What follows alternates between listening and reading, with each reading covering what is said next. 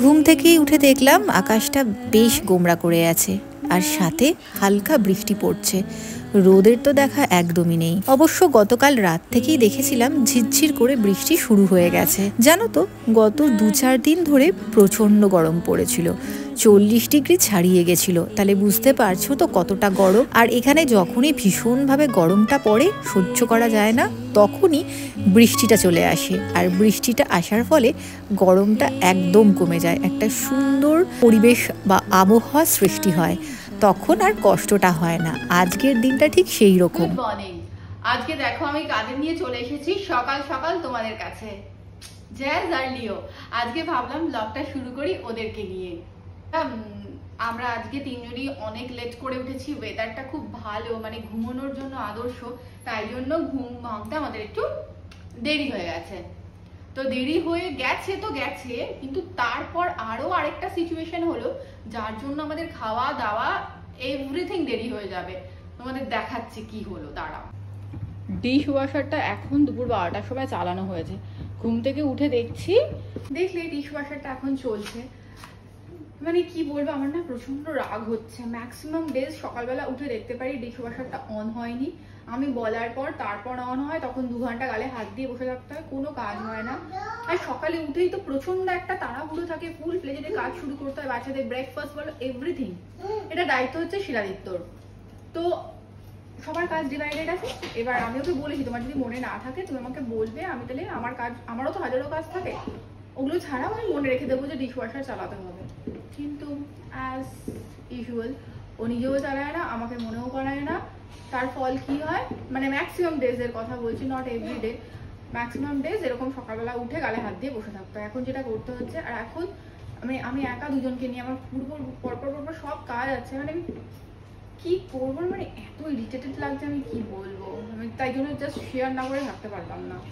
ওদের তাড়াহুড়ো করে একটু স্ক্র্যাম্বল এগ করে দিয়েছে, আর কোনো উপায় পেলাম না, এই যে বাসন নেই, তো এটাই ওরা খাচ্ছে এখন। এতক্ষণ পর আমি টাইম পেলাম চা বসানোর, তো চলো চাটা একটু খেয়ে নিই। না হলে আমি রোজ সকালে উঠেই প্রথম কাজ যেটা করি সেটা চা বানানো, আজকে সেটা আর হয়নি। ডিশ ওয়াশারের জন্য যখন ওয়েটই করতে হবে, তাই ভাবলাম ততক্ষণ ওদের সাথে একটু খেলে নিই। তো বাবল গানটাতে নিয়ে এসছি, ওদের দিই এরকম বাবল ব্লো করে দিলে ওরা ওটা নিয়ে ছোটাছুটি করে খেলে, ওটাই ওদের খেলা। নিজে হাতে চায় না, এই আমাকেই ব্লো করে দিলে ওরা দৌড়োদৌড়ি করবে। অবশ্য বেশিক্ষণ দিই না, কেননা এটাতে সাবান জল থাকে, তো ওদের গায়ে লেগে যায়। তো গায়ে মাথায় সবসময় এরকম সাবান জল লেগে থাকলেও একটু চাপের ব্যাপার হয়ে যায়, যদিও এরপরই স্নানে যাবে, তাই কোনো রকম অসুবিধে নেই।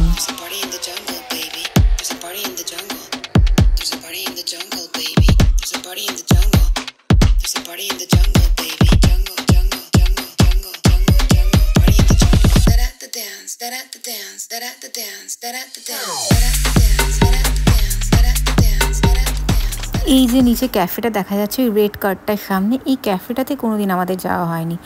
বাকি আমাদের বাড়ির নিচে আশেপাশে যতগুলো ক্যাফে আছে মোটামুটি 1-2 বার নয় যাওয়াই হয়েছে মিনিমাম, কিন্তু এটাতে কোনোদিন যাওয়া হয়নি। এটাতে নাকি পিৎজাও ভালো পাওয়া যায়, তো একবার গিয়ে দেখতে হবে। জ্যাজ লিও স্নান করে খেয়ে দিয়ে ঘুমিয়ে পড়েছে, তো আমিও একটু রেস্ট করছিলাম। তারপর ভাবলাম ওদের বিকেলের পাস্তার জোগাড়টা করে রাখি, অ্যাটলিস্ট বয়েল করে রাখি, তাহলে যখন উঠবে তারপর বাকিটা বানিয়ে দিয়ে দেবো।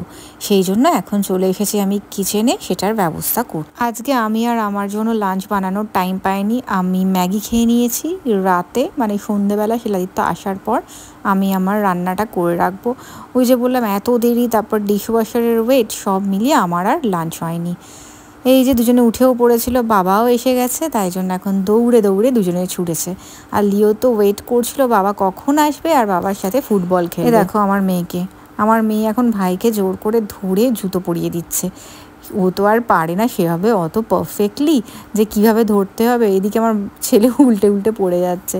বাট জ্যাজ বলেছি না প্রচণ্ড কাজের, আর একটু বেশি দিদিগিরিও দেখায়, তাই জন্য ও এখন ভাইকে তো অনেক ছোট মনে করে, তো সেই ছোট ভাইকে এখন ডেকে ডেকে জুতো পরিয়ে দিচ্ছে। আমার বাড়ি থেকে মোটামুটি সন্ধ্যের দিকে, মানে আমাদের সন্ধ্যের দিকে ফোন করে, আর শিলাদিত্যর বাড়ি থেকে রাতের দিকে ফোন করে। তো এখন শিলাদিত্যর বাড়ির সঙ্গে, মানে ওর ঠাম্মি দাদার সঙ্গে ওর ভিডিও কল চলছে। শুনতে পেয়েছি রে,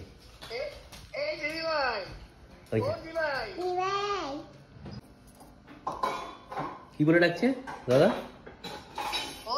মুখ ডেকে নিচ্ছে আবার। কি বলে ডাকিস? দি ভাই কে ডাকে তোকে?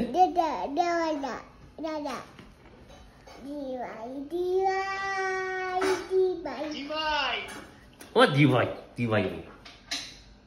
তুমি দুষ্ট করছো? তুমি কি করেছো? স্পুন ধরেছো?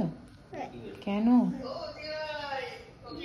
হাতটা চিপে যাবে, ব্যথা লাগবে না? আজকে কারোর উপর ভরসা না করে আমি শুতে যাওয়ার আগে আমি ডিশওয়াশারটা চালিয়ে দিয়েছি। চলো টাটা, গুড নাইট।